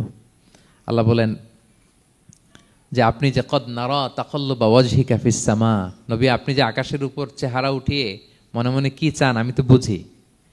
আল্লাহর হাবিব সাল্লাল্লাহু আলাইহি ওয়াসাল্লামকে খুশি করার জন্য আল্লাহ আয়াত নাজিল করলেন, ফাওয়াল্লি ওয়াজহাকা শাতরাল মাসজিদিল হারাম। নবী হ্যাঁ, আপনাকে খুশি করার জন্য নতুন বিধান নাজিল করলাম। এখন থেকে, ফ্রম রাইট নাও, আপনি যখনই নামাজ পড়বেন এখন থেকে কাবামুখী হয়ে আপনি সালাত আদায় করবেন। তাহউইলুল কিবলা, কিবলা পরিবর্তন হয়ে গেল। সুবহানাল্লাহি ওয়া বিহামদি। আপনারা মসজিদে নববীর পাশে মদিনাতে একটা মসজিদ দেখবেন, এটাকে বলে মসজিদ যুল কিবলাতাইন। এমন মসজিদ যে মসজিদে এক নামাজে 2 কিবলা শেয়ার করা হয়েছিল। মানে এই আয়াত যখন নাজিল হলো, আল্লাহর হাবিব সাল্লাল্লাহু আলাইহি ওয়াসাল্লামের সাথে একজন নামাজ পড়ে যে ওই মসজিদে যে দেখে কিছু লোক নামাজ পড়তেছে ওই বাইতুল মাকদিসের দিকে হয়ে, কারণ তখন পর্যন্ত ওইটাই কিবলা। তিনি নামাজরত অবস্থায় এদেরকে বললেন যে তোমরা তো জানো না এই মাত্র আয়াত নাজিল হয়েছে, কিবলা কিন্তু আর ওই দিক নাই, ডাইরেকশন চেঞ্জ, এদিকে হয়ে যাও। তো ইমাম সহ মুসল্লি সব ঘুরে নামাজের মধ্যে ওইদিকে হয়ে গেছে। তাহলে একই নামাজে 2টা কিবলা শেয়ার করা হয়েছে, ফলে তখন থেকে মসজিদের নাম হয়ে গেছে মসজিদ যুল কিবলাতাইন, 2 কিবলাওয়ালা মসজিদ। তাহলে দেখেন আল্লাহর হাবিব সাল্লাল্লাহু আলাইহি ওয়াসাল্লামকে খুশি করার জন্য আল্লাহ তাআলা কিবলা চেঞ্জ করে দিয়েছে। সুবহানাল্লাহ বলতে পারলেন না? এভাবে যখনই আল্লাহর হাবিব সাল্লাল্লাহু আলাইহি ওয়াসাল্লাম বিষণ্ণ, চিন্তিত, মন খারাপ, ওনার মন ভালো করার দায়িত্ব নিয়েছে কে? জিবরাইল এসে শোনাতে লাগলো আগের জামানায় কেউ 500 বছর 700 বছর হায়াত পেয়েছে। বনি ইসরাইলের অনেক মুজাহিদ 1000 বছর জেহাদ করেছে। কয় হাজার বছর? জেহাদি করছে 1000 বছর। আমরা হায়াত পাই কয় বছর? আমাদের হায়াত কয় বছর অন অ্যান অ্যাভারেজ? 60-70। আল্লাহর হাবিব সাল্লাল্লাহু আলাইহি ওয়াসাল্লাম এটাই বলেছেন যে আমার উম্মতি মা বাইনা 60 ইলা 70, আমাদের গড় আয়ু 60 থেকে 70। ও আকল্লুহুম মা ইয়াজুজু যালিক, আর সামান্য অল্প সংখ্যকই মানুষ এটাকে ক্রস করতে পারে। এই কথা শুনে যে আগের উম্মত 1000 বছর জেহাদ করছে, এটা শুনে রাসূল সাল্লাল্লাহু আলাইহি ওয়াসাল্লাম আবার কাঁদতে আরম্ভ করলেন, হায় রে আমার গুনাহগার উম্মতের কি হবে? আমার উম্মত তো 60-70ই শেষ, আমার উম্মতের কি হবে? আবার চিন্তিত, আবার কান্নাকাটি। তখন আল্লাহ তাআলা নাজিল করলেন, ইন্না আনসালনাহু ফি লাইলাতিল কদর ওমা আদরাকা মা লাইলাতুল কদর লাইলাতুল কদরি খায়রুম মিন আলফি শাহর। নবী আপনি কাঁদবেন না, ওদেরকে হায়াত দিছি বেশি, কদর দেই নাই। আপনার উম্মতকে হায়াত কম দিছি, কিন্তু আপনার উম্মতের জন্য আমি লাইলাতুল কদর রেখে দিয়েছি। এক কদরের রাতে ইবাদত করলে খায়রুম মিন আলফি শাহর, 1000 মাস ইবাদত করলে যে পরিমাণ সওয়াব, অতটুকু না, খায়ের এর চেয়ে বেশি সওয়াব আল্লাহ তাআলা আপনার উম্মতের আমলনামায় দিয়ে দিবেন। আবার আল্লাহর হাবিব সাল্লাল্লাহু আলাইহি ওয়াসাল্লাম মন ভালো হয়ে গেল। ওয়ালা সাউফা ইউতিকা রাব্বুকা, সবাই বলেন ওয়ালা সাউফা ইউতিকা রাব্বুকা ফাতারদা। নবী হে এত দিব, আপনি শুধু হ্যাপি হবেন, হ্যাপি। এরপরে বদরের যুদ্ধে বিজয় দান করলেন, মক্কা বিজয় দান করলেন, তাবুক যুদ্ধে বিজয় দান করলেন। সব শেষে জান্নাতে ওনার জন্য স্পেশাল একটা জায়গা থাকবে, ওই জায়গায় কেউ বসতে পারবে না। জায়গাটার নাম মাকামে মাহমুদ। ওয়া মিনাল লাইলি ফাতাহাজ্জাদ বিহি নাফিলাতাল লাকা আসা আন ইয়াবআসাকা রাব্বুকা মাকামাম মাহমুদা। ওই মাকামে মাহমুদের সিংহাসনে আল্লাহর হাবিব সাল্লাল্লাহু আলাইহি ওয়াসাল্লাম বসবেন, ওনার জন্য স্পেশাল, খাস, কেউ এখানে বসতে পারবে না। তার মানে হ্যাপি শুধু দুনিয়াতেই করবে না আল্লাহ তাআলা, আল্লাহর হাবিবকে আখিরাতেও করবে। আল্লাহর হাবিব সাল্লাল্লাহু আলাইহি ওয়াসাল্লামকে কাউসার দেয়া হবে, ইন্না আতাইনা কাল কাউসার। হে নবী আপনাকে কাউসার দিয়েছি, এমন হাউজে কাউসার, যে হাউজে কাউসারের সামনে পান পেয়ালা, যেটা দিয়ে পানি নিয়ে আপনি উম্মতকে খাওয়াবেন, এটার সংখ্যা আকাশের তারা যত বেশি তার চেয়েও বেশি। হাউজে কাউসারের পানি এটা দুধের চেয়েও সাদা, বরফের চেয়েও ঠান্ডা, মধুর চেয়েও মিষ্টি। এক ঢোক যে খাবে চিরকালের জন্য তার গলা থেকে তৃষ্ণা মিটে যাবে। He will never ever be thirsty again. একবার খাইছে তো শেষ। পেতে চান সেটা আল্লাহর হাবিবের কাছ থেকে? আমরা পেতে চাই কি চাই না বলেন? ইন্না আতাইনা কাল কাউসার। নবী আপনাকে আমি কাউসার দিয়েছি। সব শেষে আল্লাহর হাবিব সাল্লাল্লাহু আলাইহি ওয়াসাল্লাম সুপারিশ করার অনুমতি পাবেন, যেদিন কেউ সুপারিশ করতে পারবে না। সবাই বলবে নফসি নফসি নফসি নফসি, থার থার করে কাঁপবে। এক একজন নবী, ইব্রাহিম আলাইহিস সালাম, ঈসা আলাইহিস সালাম, মূসা আলাইহিস সালাম, থার থার করে কাঁপবে। আর আল্লাহর হাবিব সাল্লাল্লাহু আলাইহি ওয়াসাল্লাম ওই মাকামে মাহমুদে সিংহাসন ফেলে দিয়ে সেজদায় শুধু কাঁদতে থাকবে, আর সেজদার মধ্যে বলবে উম্মতি উম্মতি উম্মতি উম্মতি। হে আল্লাহ আপনি আমার গুনাহগার উম্মতকে বাঁচান, আল্লাহ আপনি আমার গুনাহগার উম্মতকে বাঁচান, আল্লাহ আপনি আমার গুনাহগার উম্মতকে বাঁচান। আল্লাহ তাআলা এটা সহ্য করতে না পেরে জিবরাইল আলাইহিস সালামকে বলবেন যে ওয়াসআলহু মা ইউবকিক, জিবরাইল যাও জিজ্ঞেস করো তো আমার বন্ধু এত কাঁদে কেন, কি চায় জিজ্ঞেস করো। তো আল্লাহর হাবিব সাল্লাল্লাহু আলাইহি ওয়াসাল্লাম বলবেন আল্লাহুম্মা উম্মতি উম্মতি, আল্লাহ আমার উম্মতকে বাঁচান, আমার গুনাহগার উম্মতকে বাঁচান। আল্লাহ তাআলা এবার জিবরাইল মারফত বলবেন যে ইযহাব ইলা মুহাম্মদ সাল্লাল্লাহু আলাইহি ওয়াসাল্লাম, যাও মুহাম্মদের কাছে যাও, ওয়াকুল লাহু, তাকে বলো দুনিয়াতে যেমনি কখনো কষ্ট পেতে দেই নাই, বারবার তাকে হ্যাপি করেছি, খুশি করেছি। ওয়া ইন্না সানুরদিকা ফি উম্মাতিকা ওয়ালা নাসুউক, আজকের এই কঠিন দিনেও আমার হাবিবকে আমি কষ্ট দিব না, তার উম্মতের ব্যাপারেও তাকে আমি খুশি করে দেব। তার গুনাহগার উম্মতের ব্যাপারেও আজকে মুহাম্মদ সাল্লাল্লাহু আলাইহি ওয়াসাল্লামকে আমি খুশি করে দেব। আল্লাহর হাবিব সাল্লাল্লাহু আলাইহি ওয়াসাল্লাম তখন সুপারিশ শুরু করবেন। আল্লাহু আকবার, আল্লাহু আকবার। ওয়ালা সাউফা ইউতিকা রাব্বুকা ফাতারদা। নবী হে আপনাকে এত নেয়ামত দিব আপনি নিয়ে কুলাতে পারবেন না।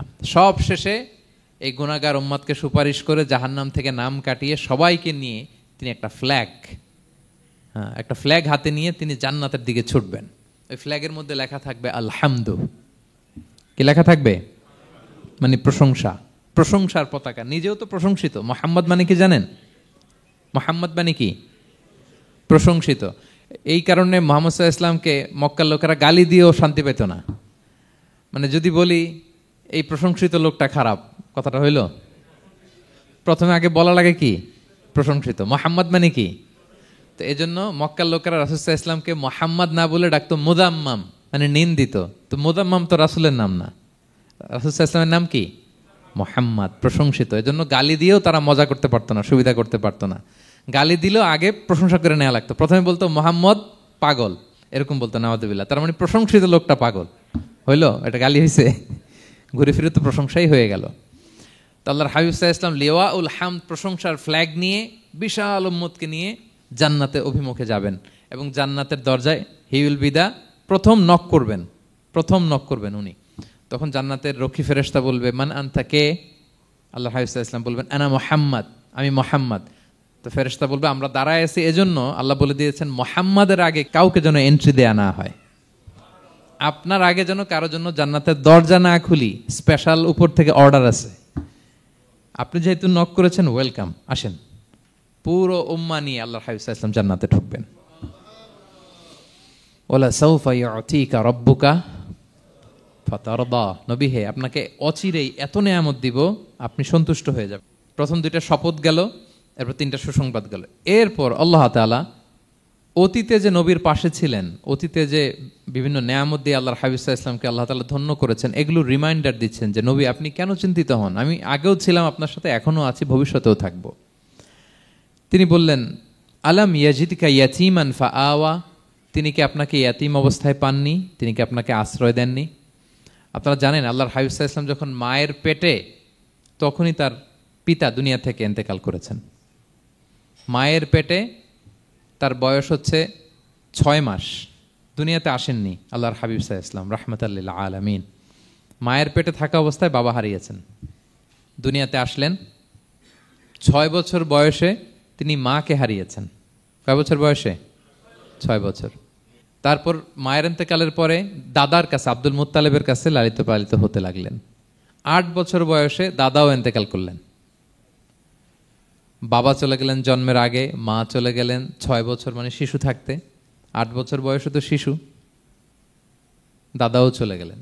8 বছর বয়স থেকে আল্লাহর হাবিব সাল্লাল্লাহু আলাইহি ওয়াসাল্লাম চাচার কাছে এতিম অবস্থায় লালিত পালিত হতে লাগলেন। এবং আবু তালেব এত ভালোবাসতো, ইমান আনে নাই, শেষ পর্যন্ত ইমান আনেনি, শিরকের উপরে ইন্তেকাল করেছে, কিন্তু আল্লাহর হাবিব সাল্লাল্লাহু আলাইহি ওয়াসাল্লামকে এত ভালোবেসেছেন, বাবার যে কি মানে পিতৃ স্নেহের যে কি মায়া, এটা বুঝতে দেন নাই কখনো, এটার অভাব কখনো তিনি টের পান নাই। ওনার যে বাবা নাই, আবু তালেবের কারণে এতটা ভালোবেসেছেন।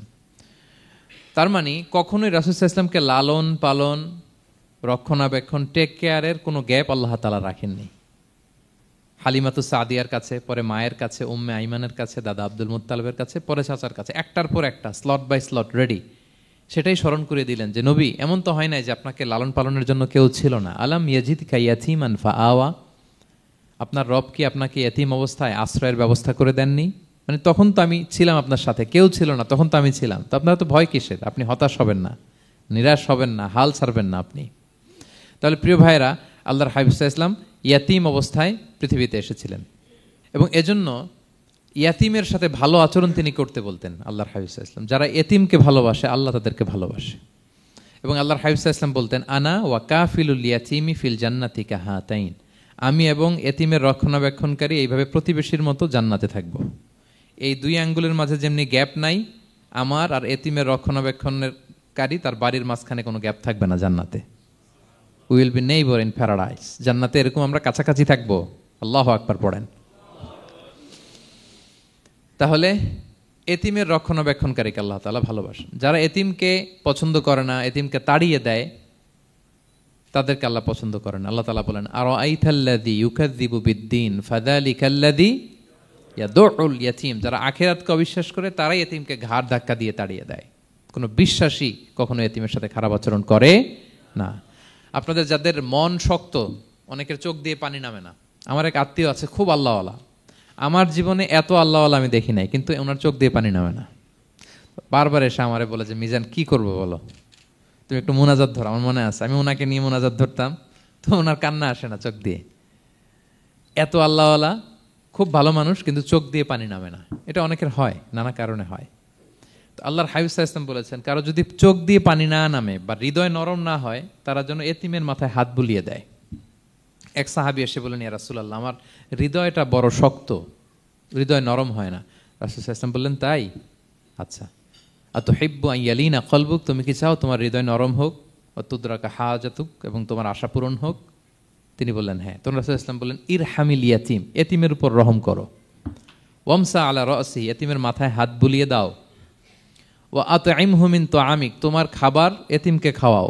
তালিনু কলবুক, তোমার অন্তর নরম হবে। তুদরাকা হাজুক, তোমার ইচ্ছা পূরণ হবে। তাহলে হৃদয় যদি শক্ত থাকে কার মাথায় হাত বুলাবেন? বুলাইছেন কখনো? হ্যাঁ, বুলিয়েছেন? খুঁজে খুঁজে হাত বুলাবেন। বাংলাদেশে তো অনেক অরফেনেজ আছে, অনাথ আশ্রম, ওখানে যাবেন। সুযোগ হলে একদিন যে একটু লাঞ্চ করলেন ওদের সাথে বসে, ডিনার করলেন, একসাথে খেলেন, ওদের মাথায় হাত বুলিয়ে দিলেন, সাধ্যমতো কিছু উপহার হাতে তুলে দিলেন, আপনার ইচ্ছা পূরণ হবে আর আপনার হৃদয় নরম হবে ইনশাআল্লাহ। আর এতিমকে আদর করা মানে নবী সাল্লাল্লাহু আলাইহি ওয়াসাল্লামের প্রতি ভালোবাসা দেখানো, কারণ আমার নবী এতিম হয়ে বড় হয়েছেন। এতিমের প্রতি ভালোবাসা প্রকারান্তরে নবী সাল্লাল্লাহু আলাইহি ওয়াসাল্লামের প্রতি ভালোবাসা দেখানো হয়, কারণ আমার নবী এতিম হয়ে বড় হয়েছেন। সুবহানাল্লাহ। কিন্তু তার বিপরীতে আমরা সমাজে কি দেখি? এতিমের মাথায় হাত বুলানো তো দূরের কথা, এতিমের সম্পদও খেয়ে ফেলে অনেকে। হ্যাঁ, এরকম আছে না? এতিমের সম্পদ দেদারসে গিলতেছে। কি যে আমাদের চিন্তাধারা! দেখবেন যে লোকটা এতিমের সম্পদ গিলে, ওরা রোজা অবস্থায় এক ঢোক পানি গিলাতে পারবেন কিনা দেখেন। যে বলেন একটু পানি খান তো, খাবে না কেন? হারাম। তো ওই হারাম কিন্তু গিলতেছে ইচ্ছা মতো। রোজা অবস্থায় এক ফোঁটা আপনি পানি গিলাতে পারবেন না এরে, কেন? হারাম। কিন্তু ওইদিকে ভাতিজার সম্পদ গিলতেছে দেদারসে। আল্লাহ বলেন এটা ভাতিজার সম্পদ না, এটা তুমি জাহান্নামের আগুন পেটে ঢুকাচ্ছ। জাহান্নামের আগুন। ইন্নাল্লাযীনা ইয়াকুলুনা আমওয়ালাল ইয়াতামা যুলমান ইন্নামা ইয়াকুলুনা ফি বুতুনিহিম নারা ওয়া সায়াসলাউনা সাঈরা। যারা এতিমের সম্পদ খায়, এটা সম্পদ না, এটা জাহান্নামের আগুন তুমি পেটে ঢুকাচ্ছ। সো এতিমের প্রতি যেন আমরা নমনীয় হই, তাদের মাথায় হাত বুলাই, তাদের জন্য খরচ করি, তাদের প্রতি যেন আমরা দয়াদ্র হই, কারণ আমার নবী এতিম অবস্থায় বড় হয়েছেন। তাহলে নবী সাল্লাল্লাহু আলাইহি ওয়াসাল্লামকে এটা স্মরণ করে দিলেন, নবী আপনি তো এতিম ছিলেন, আমি তো আপনাকে রক্ষণাবেক্ষণের ব্যবস্থা করছি। আর কি করেছি? ওয়াজাদাকা দাল্লান ফাহাদা, নবী আপনাকে আমি এমন অবস্থায় পেয়েছি, আপনি পথ খুঁজতেছিলেন, আমি আপনাকে পথ দেখিয়েছি।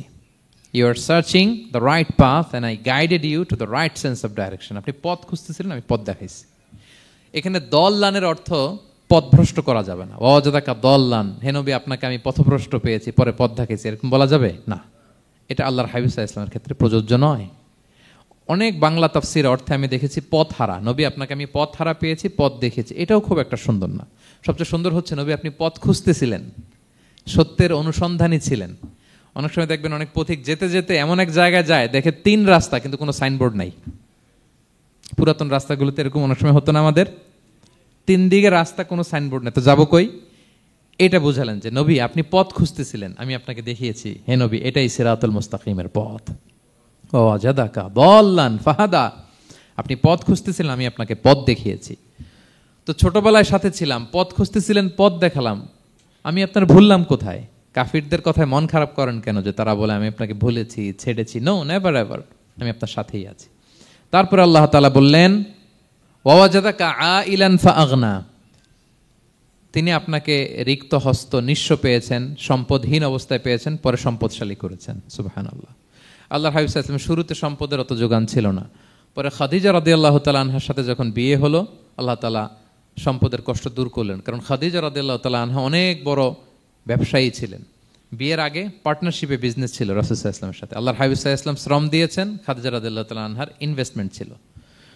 তো ওই শ্রমে খাদিজা রাদিয়াল্লাহু তাআলা আনহার এক বান্ধবী, তিনি এমন প্রশংসা করলেন এসে আল্লাহর হাবিব সাল্লাল্লাহু আলাইহি ওয়াসাল্লামের ব্যাপারে যে এমন লোক আমি দেখি নাই, ওনার কথা বার্তা, চলন, কথন, ডিলিং সব আলাদা। পুরো কাফেলার মধ্যে উনি একরকম, পুরো কাফেলা আরেক রকম। এই কথা শুনে তো খাদিজা রাদিয়াল্লাহু তাআলা আনহা আকৃষ্ট হলেন যে এরকম একজন সৎ লোকই তো আমার চাই। প্রস্তাব দেয়া হলো, চাচাদের কাছে বিয়ে হয়ে গেল। এবং বিয়ের পরে খাদিজা রাদিয়াল্লাহু তাআলা আনহা নারীদের মধ্যে সর্বপ্রথম শাহাদা বাক্য পড়ে মুসলমান হয়েছিলেন। নিজের সব সম্পদ আল্লাহর হাবিব সাল্লাল্লাহু আলাইহি ওয়াসাল্লামের পায়ের সামনে এনে দিয়ে দিলেন, ইয়া রাসূলুল্লাহ আমার সম্পদ মানে আপনার সম্পদ, ইসলামের জন্য যত মনে চায় আপনি খরচ করেন। ওয়াজাদাকা আইলান ফাআগনা, আপনাকে আল্লাহ নিঃস্ব পেয়েছেন, সম্পদের ব্যবস্থা করে দিলেন। পরবর্তীতে মদিনায় যে খায়বার যুদ্ধের পরে অনেক সম্পদের ব্যবস্থা আল্লাহ তাআলা করে দিয়েছিলেন। তাহলে ছোটবেলায় ইয়াতিম ছিলেন, আল্লাহ টেক কেয়ার করলেন। পথ খুঁজতেছিলেন, আল্লাহ পথ দেখায় দিলেন। আর্থিক সমস্যা ছিল, এটাও আল্লাহ দূর করে দিলেন। এবার আল্লাহ তাআলা বিষ্ণু ঈসা ইসলামকে 3টা ওয়ার্ক প্ল্যান দিবেন, কর্মসূচি। 1 নম্বর কর্মসূচি হচ্ছে ফাআম্মাল ইয়াতীমা ফালা তাকহার, নবী খবরদার এতিমের সাথে কখনো কঠোর আচরণ করবেন না। এক নম্বর কর্মসূচি, কারণ আপনিই তো এতিম ছিলেন। এতিমের দুঃখ আপনি না বুঝলে বুঝবে কে? এতিমের সাথে কখনো কঠোর হবেন না। আল্লাহর হাবিব সাল্লাল্লাহু আলাইহি ওয়াসাল্লাম কখনো এতিমের সাথে কঠোর হন নাই। এতিম তো দূর কি বাত, কারোর সাথে তিনি কঠোর হন নাই। ওনার কাছে চাইলে উনি না বলতে পারতেন না। নো, নাই, দিব না, এটা বলতে জানতেন না। নো ওনার ডিকশনারিতে ছিল না, চাইলেই দিতেন। একবার আল্লাহর হাবিব সাল্লাল্লাহু আলাইহি ওয়াসাল্লামের কাছে একটা জামা, কয়টা? আপনার জামা কয়টা? আমার জামা কয়টা? জুব্বা তখন কয়টা ছিল? মাত্র একটা। এক ফরিয়াদি এসে বলে, ইয়া রাসূলুল্লাহ আতিনি কামিসান, আমার একটা জামা দেন, আমার জামা নাই। নবী সাল্লাল্লাহু আলাইহি ওয়াসাল্লামের জামা কয়টা তখন? ওনার কাছে চাইলে উনি না বলতে পারতেন? খুলে দিয়ে দিয়েছেন, নাও। এখন ওনার জামা আছে কয়টা?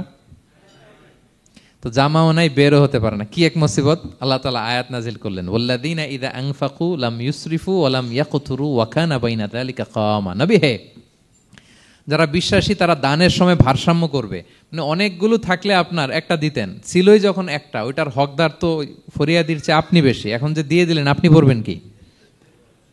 অনেকগুলো থাকলে না হয় আপনি দিতেন, ছিলই একটা, এটার সবচেয়ে যোগ্য, অধিকতম যোগ্য এবং হকদার তো আপনি। সুবহানাল্লাহ, সুবহান। কি নবী ছিল, কি নবী ছিল! না বলতে পারতেন না, মানুষকে ফিরিয়ে দিতে জানতেন না। আল্লাহ বললেন, নবী হে, আপনার প্রথম কর্মসূচি ফাআম্মাল ইয়াতীমা ফালা তাকহার, খবরদার এতিমকে কখনো, এতিমের প্রতি কঠোর হবেন না। এক নম্বর কর্মসূচি। এটা শুধু নবীর জন্য কর্মসূচি নাকি আমাদের জন্য না? হ্যাঁ, সবার জন্য। এতিমদের সাথে যেন আমরা রূঢ় ভাষী না হই, তাদের সাথে যেন রূঢ় আচরণ না করি। দুই নাম্বার, ও আম্মা সাইলা ফালা তানহার, ফরিয়াদিকে ধমক দিবেন না, হাত পাতলে ধমক দিবেন না। আমরা অনেক সময় ধমক দেই, আপনারা দেন কখনো? না, আমরা দিতে পারবো না, ধমক দিতে নিষেধ করেছেন আল্লাহ তাআলা। আম্মা সাইলা ফালা তানহার, যদি না থাকে বুঝিয়ে বলেন যে এখন পারতেছি না, কিন্তু ধমক দিবেন না কখনো। কারণ আপনি এখন বড় সাহেব হয়ে গেছেন, প্রাইভেট কারের পাশ থেকে দেখবেন যে স্যার 2টা টাকা দেন, কিছু খাই নাই, হায় রে, ছিঁড়া কাপড়, মলিন চেহারা, ভাঙ্গা একটা থালা হাতে নিয়ে, স্যার 5টা টাকা দেন। আল্লাহ আপনারে স্যার বানাইছে আর ওরে বানাইছে ভিখারি। আচ্ছা বলেন তো, জায়গাটা চেঞ্জ করতে আল্লাহর কত সময় লাগে? ওরে ভিতরে বসায় স্যার বানাবে আর আপনারে ভাঙ্গা একটা থালা দিয়ে এরকম ওই যে টোল টোল যেখানে নেয় ওখানে দাঁড় করাবে। বলেন আল্লাহর কয় সেকেন্ড লাগবে?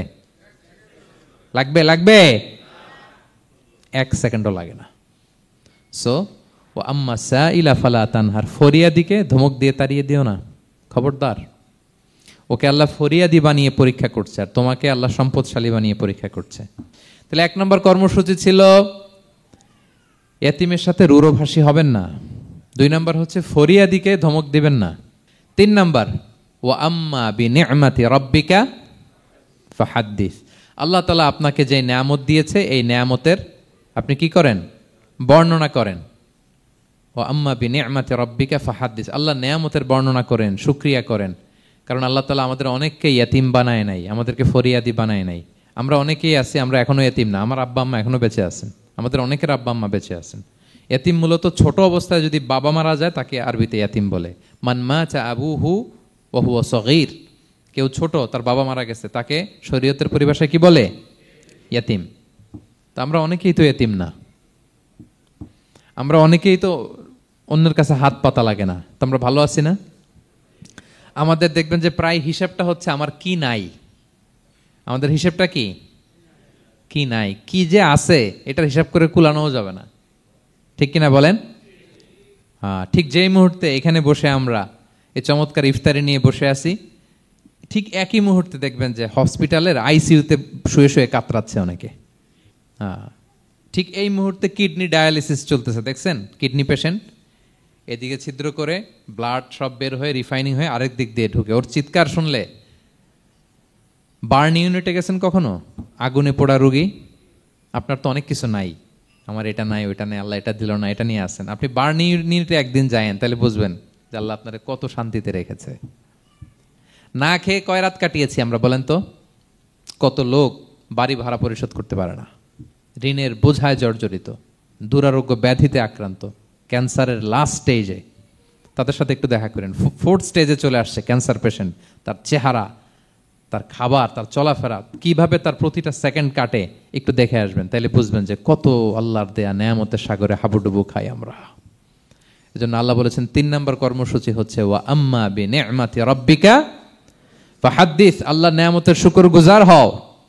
আল্লাহ যে নেয়ামত দিয়েছে এই নেয়ামত তুমি বর্ণনা করো। অনেকে আছে আল্লাহ নেয়ামত দিলে ওটা প্রকাশ করতে চায় না, এটা আল্লাহ পছন্দ করে না। মানে আপনি যদি অনেক সম্পদশালী হন, আপনি সুন্দর পরিচ্ছন্ন জামা পরবেন, মানুষকে দান করবেন, আপনার বাড়ি ঘর সুন্দর হবে, এটা নিষেধ নয়, এটা ভালো। আপনি আল্লাহর দেয়া নেয়ামত ব্যবহার করতে পারবেন এবং বলতেও পারবেন, কিন্তু শুকরান লা ফখরান, শুকরিয়া স্বরূপ বলবেন, ফখর করে অহংকার করে না। বলতে পারেন আলহামদুলিল্লাহ, আল্লাহ তাআলা আমাকে 4টা ছেলে দান করেছে, 4 জন হাফেজ, আল্লাহ তাআলা আমাকে থাকার মতো একটা ঘর দিয়েছে, একটা বাড়ি দিয়েছে, একটা গাড়ি দিয়েছে, সম্মান নিয়ে সমাজে চলার মতো আল্লাহ তাআলা আমাকে দিয়েছেন। এটা যদি আপনি শুকরিয়া স্বরূপ বলেন, এটাতে সমস্যা নেই, কিন্তু অহংকার নিয়ে বলা যাবে না। ইন্নাল্লাহা ইউহিব্বু আইয়ারা আসারা নি'মাতিহি আলা আবদিহি, আল্লাহ তাআলা যে নেয়ামত তার বান্দাকে দিল ওইটার একটা নমুনা দেখতে আল্লাহ পছন্দ করে। আল্লাহ বানাইছে আপনার বিলিয়নিয়ার, আপনি হচ্ছেন ছেঁড়াপাড়া জামা পরে চলেন, হবে? বানাইছে আল্লাহ তাআলা আপনাকে অনেক সম্পদশালী, আপনার চলা ফেরা কোনো রুচিই নাই, এটা হইলো না। আল্লাহ চায় যে তোমার যে নেয়ামত দিছে এটার একটা নমুনা তোমার মধ্যে থাক, এটাও শুকরগুজার হওয়ার একটা আলামত। তাহলে 3 নম্বর কর্মসূচি কি? ওয়া আম্মা বিনি'মাতি রাব্বিকা ফাহাদ্দিস, আল্লাহর নেয়ামতের শুকরগুজার হও, আল্লাহ তাআলা যে নেয়ামত দিয়েছে সেটা বর্ণনা করো। তাহলে প্রিয় ভাইয়েরা, সূরাতুদ দোহা এটা হচ্ছে একটা মোটিভেশনাল সূরা, আশা জাগানিয়া সূরা, অ্যান্টি ডিপ্রেশন বলি আমি এই সূরাটাকে। ডিপ্রেশন থাকলে চলে যাবে, কারণ ওয়ালাল আখিরাতু খায়রুল লাকা মিনাল উলা, হে নবী আপনার পরবর্তী সময় আপনার পূর্ববর্তী সময়ের চেয়ে ভালো। সবসময় আশাবাদী হবেন। সূরা দোহার 1 নম্বর শিক্ষা হচ্ছে বি অপটিমিস্টিক, মানে অপটিমিজম, আশাবাদী হওয়া, নিরাশ হওয়া যাবে না। বিশ্বাসীদের, মুমিন মুসলিমের ডিকশনারিতে হতাশা নিরাশা নাই, আমার ডিকশনারিতে অন্তত নাই, আপনাদের আছে কিনা জানি না। আজকে থেকে বলেন আপনাদের ডিকশনারিতে হতাশা নিরাশা রাখবেন? আমাদের কোনো হতাশা নাই, নিরাশা নাই, কারণ আমরা যে পরিস্থিতিতে থাকি না কেন আমাদের সাথে কে আছেন? লা তাহজান ইন্নাল্লাহা মা'ানা, চিন্তিত হয়ো না, আল্লাহ আমার সাথে আছেন। আল্লাহ আমার সাথে আছেন বললেই দেখবেন মুস্কানের মতো এক তাকবীর আপনার মুখ দিয়ে বেরোচ্ছে, এমন এনার্জি বেরোচ্ছে, গোটা বিশ্ব আপনি জয় করে ফেলবেন তখন। এটাই আমাদের সবচেয়ে বড় পাওয়ার। আমাদের সাথে কে আছে? ইন্নাল্লাহা মা'ানা, আল্লাহ তাআলা আমাদের সাথে আছেন। তাহলে সূরা দোহার আজকের তাফসীরের 1 নম্বর লেসন হচ্ছে optimism. Believer should be optimistic always. বিশ্বাসীরা আশাবাদী হয়, নিরাশ হয় না, হতাশ হয় না, হাল ছাড়ে না। বিশ্বাসীরা ভরসা রাখে এক মহান সত্তার উপর। আওয়াজ করে বলেন তো তিনি কে?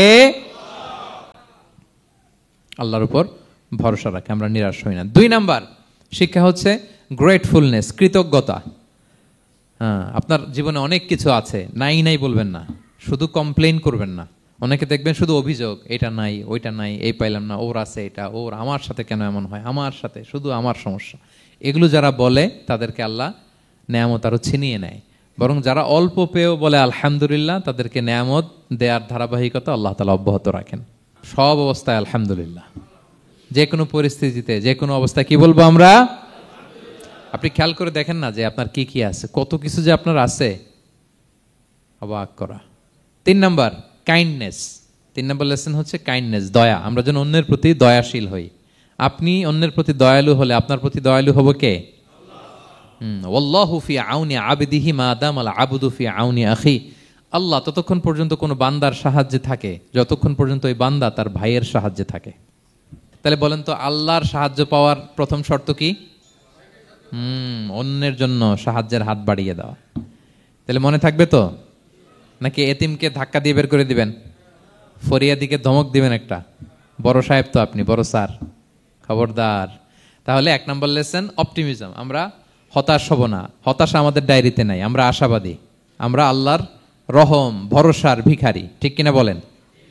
2 নম্বর লেসন হচ্ছে গ্রেটফুলনেস। আমরা সবসময় আল্লাহর প্রতি শুকরগুজার হব, কৃতজ্ঞ হব। আল্লাহর হাবিব সাল্লাল্লাহু আলাইহি ওয়াসাল্লাম বলতেন, আল্লাহুম্মা জাআলনি সাবুরা ওয়া জাআলনি শাকুরা ওয়া জাআলনি ফি আইনি সাগীরা ওয়া ফি আয়ুনিন নাসি কাবীরা। আল্লাহ আপনি আমাকে ধৈর্যশীল বান্দা বানান, আপনি আমাকে শুকরগুজার বানান।